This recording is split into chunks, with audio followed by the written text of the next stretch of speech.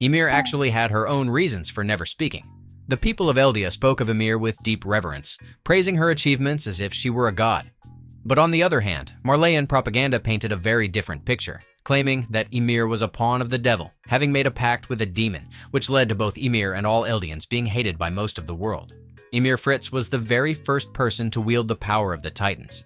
Actually, Ymir was just an ordinary girl.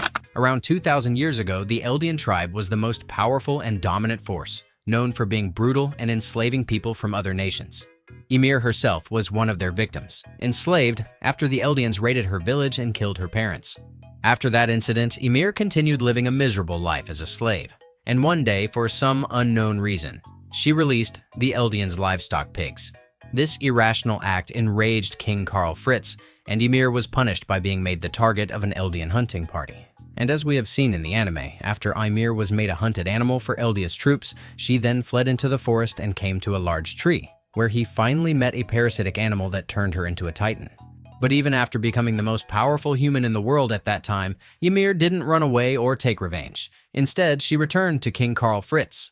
Rather than granting her freedom, the king weaponized her, using her Titan abilities to expand Eldia's dominance. And because he impressed by her strength, Karl Fritz took Ymir as his wife, not out of love, but as a strategic move to ensure the Titan's power remained within the Eldian bloodline.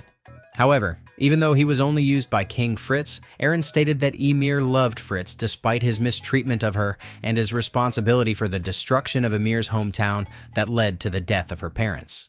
Ymir's love for King Fritz ran so deep that she willingly sacrificed herself to save him when a spear was thrown his way. Even after her death, her suffering didn't end.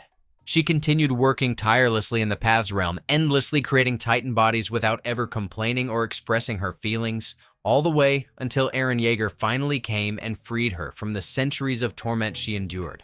And one of the most intriguing things about Ymir is that she never spoke a single word throughout the story.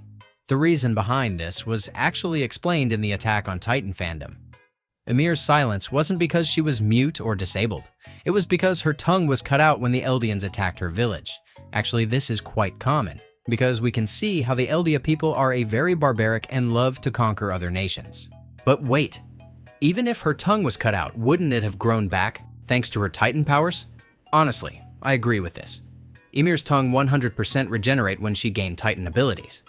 This is similar to the incident experienced by Grisha Yeager, who recovered a normal hand, even though her fingers had previously been cut off by Marley. So, if her body could heal, then why didn't she ever speak? Now, in my opinion, the reason why Ymir never speaks is not only because her tongue was cut off. After gaining Titan powers, her body should be able to regenerate, including her tongue. This means that physically, Ymir can still speak, but she chooses to remain silent. And the most obvious answer is because of her deep and distorted feelings of love for Karl Fritz. As someone who endured unimaginable suffering, Ymir might have experienced what psychology calls Stockholm Syndrome, where victims develop feelings of affection toward their captors or abusers. Ymir, who lived her entire life as a slave, was eventually given a higher role by Karl Fritz as his wife and the mother of his children. However, this relationship was painfully one-sided. Karl Fritz didn't love her. He simply used her. However, for Ymir, who's never experienced freedom, this treatment may have been the only form of love she ever received. So, even though she could speak, Ymir chose to remain silent as a form of sacrifice and loyalty to Karl Fritz. And the second reason? Ymir might have had her own language or simply couldn't understand Eldian speech. Let's not forget, Ymir wasn't originally an Eldian. She was a victim of their conquests, especially Karl Fritz's brutal attack that wiped out her village. So it is possible that Ymir's birthplace or residence is actually in a rural area that rarely or never interacts with outsiders. So therefore, Ymir is only able to communicate with people who are in the same hometown as her, because they all communicate in their own special language.